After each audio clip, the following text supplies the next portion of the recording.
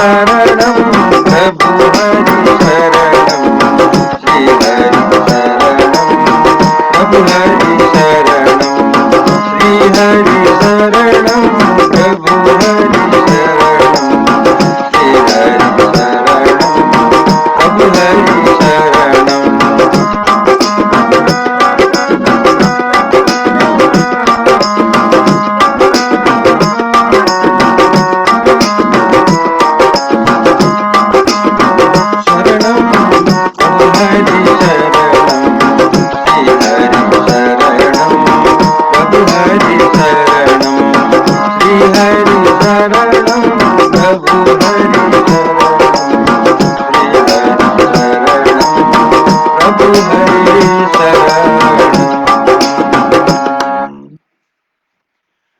सूर्य विनायक सिद्धि विनायक सूर्य विनायक सिद्धि विनायक कार्य विनायक अशोक विनायक कार्य विनायक अशोक विनायक मंगल प्रदायक हे गणनायक मंगल प्रदायक हे गणनायक विघ्नेश्वराय विघ्न विनाशक विघ्नेश्वराय विघ्न विनाशक एकदंताय चार भुजधारी एकदंताय चार भुजधारी शिरमा सिंदूर मुझे में सवारी शिरमा सिंदूर मुझे में सवारी बिनती छ मेरो प्रभु हे लंबोदर बिनती छ मेरो प्रभु हे लंबोदर मानव सृष्टि को रक्षा कर मानव सृष्टि को रक्षा कर। जय श्री हरि जय श्री कृष्ण।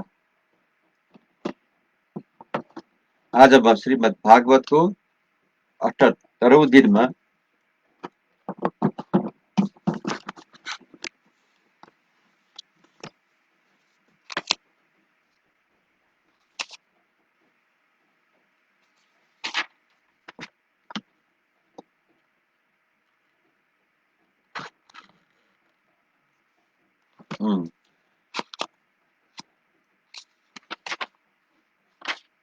अठहत्तरौं दिन में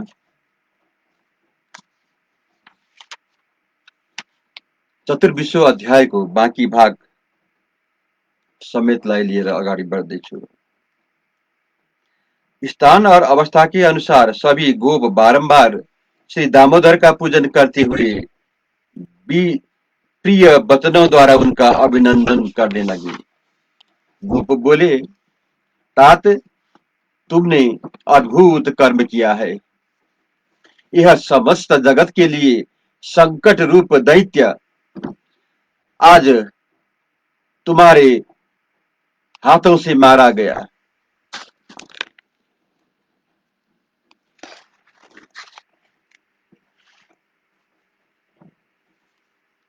श्री कृष्ण यह इस भूतल पर घोड़े का रूप धारण करके विचरता था।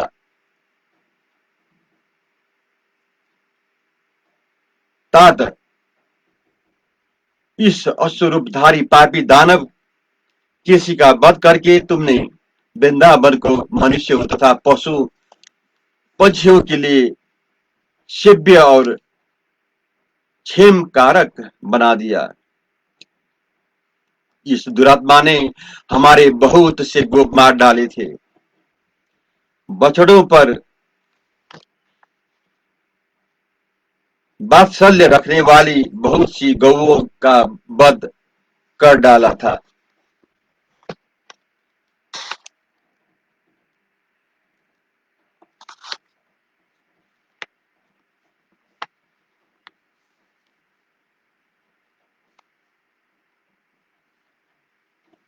इसके सिवा और भी कितने ही जनपद इसके हाथों नष्ट हो चुके थे। यह पापाचारी दानव निश्चय ही संसार का प्रलय करने के लिए उद्धत हुआ था।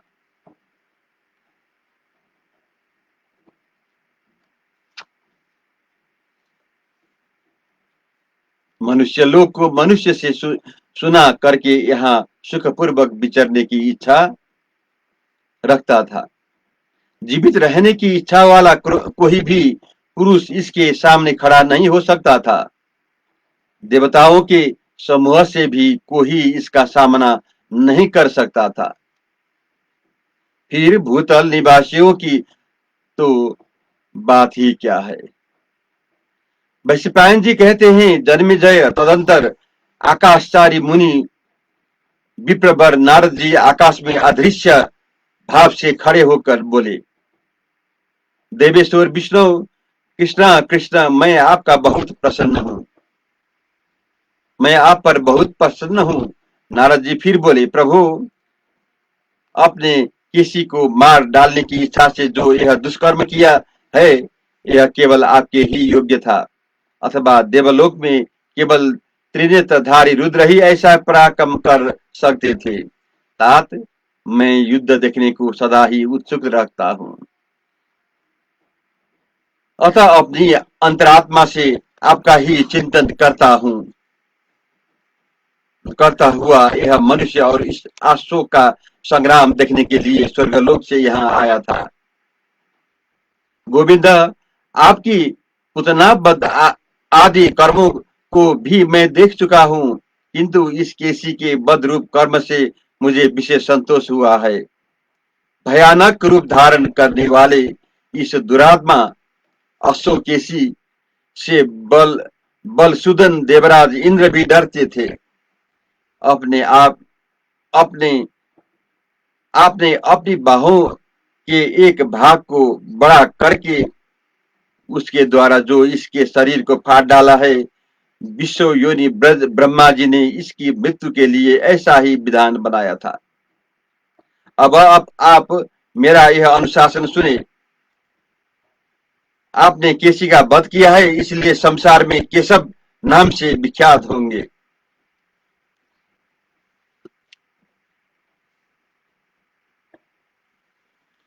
जगत में आपका या आपसे जगत का कल्याण हो। आपको साधुवाद देकर मैं शीघ्र चल जाता हूं। अब तो कंसबद्ध आदि कृत्य शेष रह गए हैं, उन्हें आपको पूर्ण करना है। आप इसमें समर्थ है, अतः शीघ्र कर डाले, विलंब न होने दे। जब आप भूभाग हरण आदि अन्य कार्यों के लिए यहाँ अवतार लेने के लिए चले आते हैं, तब आपके ही बल का आश्रय लेने वाले देवता भी मनुष्य की भांति आपकी लीला का अनुकरण अभिनय करते हुए नाटक आदि खेलते हैं। समुद्र तुल्य महाभारत युद्ध का समय अब बहुत निकट है। मरकर स्वर्ग में जाने वाले राजाओं के लिए युद्ध के अवसर हाथ में आ गए हैं। विमान के आरोहण के लिए आकाश में जो ऊर्ध्वगामी मार्ग है, उनका शोधन कर दिया गया है, रुकावटें दूर कर दी गई है। इंद्रलोक में आने वाले राजाओं के लिए पृथक पृथक अवकाश निवास स्थान बनाए जाते हैं। ये सब उग्रसेन कुमार कंस के मारे जाने पर जब आप यादवों के संरक्षण के रूप में मुख्य पद पर प्रतिष्ठित होते, तब सब और राजाओं का वह महान युद्ध आरंभ हो जाएगा। आपके कर्म या पराक्रम की कहीं तुलना नहीं है, अतः पांडव लोग आपकी ही शरण लेंगे। राजाओं में भेद के अवसर पर जब युद्ध उपस्थित होगा, उस समय आप पांडवों का ही पक्ष लेंगे। जब आप राजा आसन पर बैठेंगे, तब आपके प्रभाव से राजा लोग अपने उत्तम एवं शुभ राज्य लक्ष्मी को त्याग देंगे। इसमें संशय नहीं है। जगदीश्वर कृष्ण, यह मेरा तथा स्वर्गवासी देवताओं का संदेश है, जो श्रुतियों द्वारा गूढ़ रूप से प्रतिपादित है। अब यह जगत में भी विख्यात हो जाएगा। प्रभु, मैंने आपका पराक्रम देखा, आपका भी दर्शन किया। साधुवाद। अब मैं जाता हूँ। कंस के मारे जाने पर मैं फिर आपसे मिलूंगा। ऐसा कहकर नारद जी तत्काल आकाश में चले गए। देव संगीत के उत्पत्ति स्थान नारद जी का पूर्वोक्त वचन सुनकर श्री कृष्ण ने तथास्तु कहकर उनकी बात मान ली। फिर वे गोपों से मिले। गोपगण श्री कृष्ण से मिलकर उनके साथ ही पुनः ब्रज में प्रविष्ट हुए। अब मैं पंचविंशो अध्याय प्रारंभ करने जा रहा हूँ। इसमें आज अक्रूर का ब्रज में आकर भगवान श्री कृष्ण को देखना और उनके विषय में अनेक प्रकार की बातें सोचना, कि इसी विषय में हम आज श्रवण करेंगे। वैशंपायन जी कहते हैं, जन्मेजय उस दिन जब सूर्यदेव अस्ताचल को जाने लगे, उनकी किरणें मंद हो गई। पश्चिम के आकाशाएं संध्या की लाली छा गई। चंद्रमा का श्वेत पित्त मंडल उदित होने लगा। पंछी अपने नीड़ों घोंसलों में विश्राम करने लगे। श्रेष्ठ याज्ञिकों ने जब अग्नि प्रज्वलित कर दी, संपूर्ण दिशाएं सब ओर से जब कुछ कुछ अंधकार से अद्भुत हो गए। ब्रजवासी सोने की तैयारी करने लगे। गिदड़ियां बोलने लगी।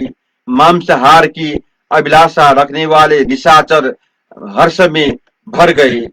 धूप से तपे हुए इंद्रगोप नामक कीड़ों को आनंद देने वाले और देवों के स्वाध्याय को बंद करने वाले प्रदोष काल जब आ पहुंचा, जब सूर्यदेव संध्या रूपिणी गुफा में प्रविष्ट हो गए, जब गृहस्थों के लिए हवनीय घृत या दुग्ध को आग पर रखने की बेला आ पहुंची, वनवासी बैखानस वानप्रस्थ जब मंत्रों द्वारा अग्नि में आहुति देने लगे, जब गौएं वन से लौटकर ब्रज में आ गई और उनका दूध दुह लिया गया, जिनके बछड़े बंधे थे और जो स्वयं भी लंबी रस्सियों में आबद्ध थी, वे धेनुएं जब बारंबार रंभाने लगी, गौओं को बुलाते हुए गोपगण जब सब ओर कोलाहल करने लगे, जब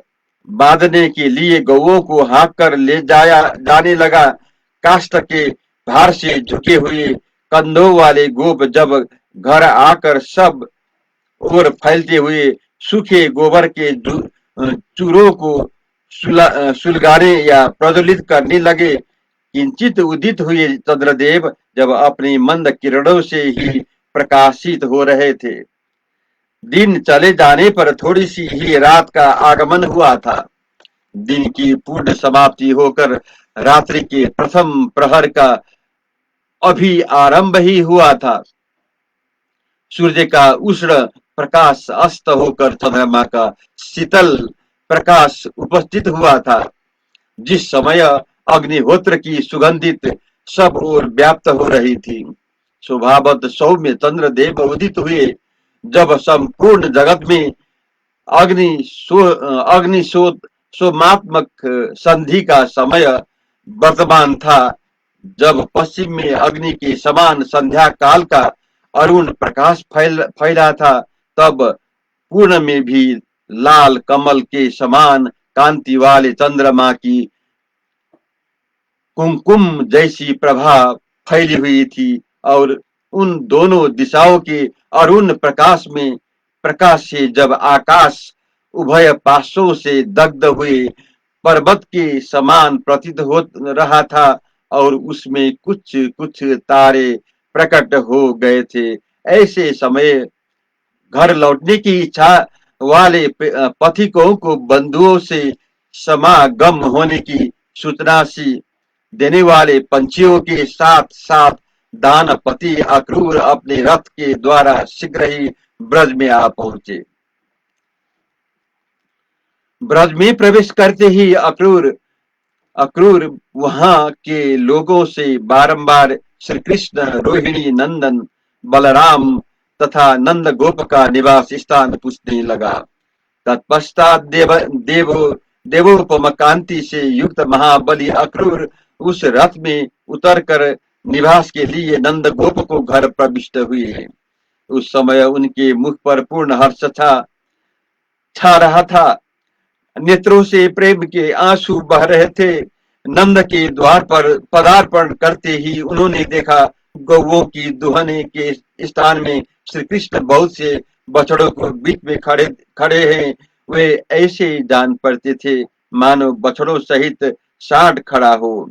वहां उन्हें देखते ही धर्मज्ञ अक्रूर हर्ष भरी गदगद वाणी द्वारा बोले, तात केशव यहाँ आओ। कुछ ही वर्ष पहले जिन्हें शैशव काल में उतान उतान सोते देखा सुना था, उन्हीं श्री कृष्ण को पुनः अनुपम शोभा से संपन्न अव्यक्त यौवन अवस्थाओं में देखकर अक्रूर उनकी भूरी भूरी प्रशंसा करने लगे। ही वे सिंह और व्याघ्र के समान पराक्रमी कमल नयन श्री कृष्ण दिखाई देते हैं। श्री कृष्ण की अंग कांति जल से भरे हुए जलधारी की भांति श्याम है और शरीर की ऊंचाई श्रेष्ठ पर्वत के समान प्रतीत होती है। उनका श्री वस्त्र विभूषित वक्ष स्थल युद्ध में अजय और भुजाएं शत्रुओं का संहार करने में कुशल है। इन भुजाओं तथा वक्ष स्थल में से इनके श्री विघ्न ही बड़ी शोभा ही रही है।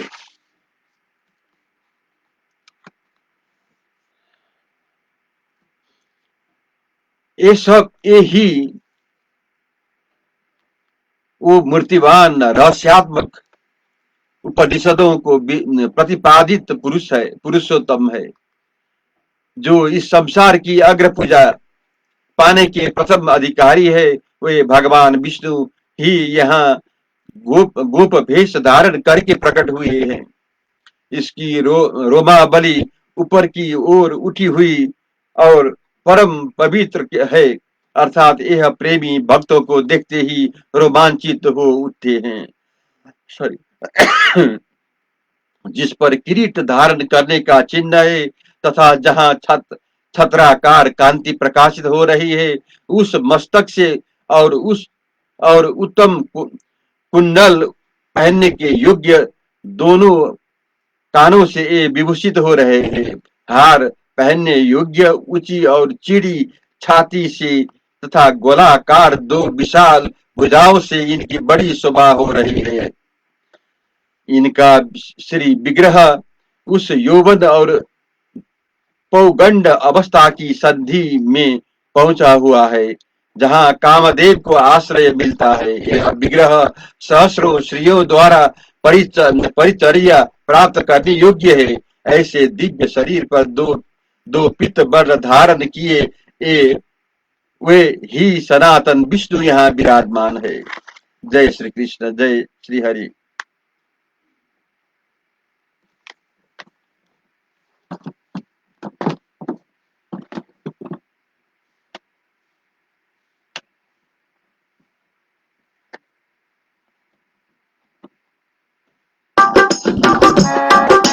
गोविंद हरे मुरारे नाथ नारायण वसुदेव। श्री कृष्ण गोविंद हरे मुरारे नाथ नारायण वसुदेव। एकमात्र स्वामी सता हमारे, एकमात्र स्वामी सता हमारे। नाम नारायण वसुदेव। श्री हरि शरणम प्रभु हरि शरणम। श्री हरि शरणम, श्री हरि शरणम। श्री हरि शरणम प्रभु हरि शरणम। श्री हरि शरणम प्रभु हरि शरणम।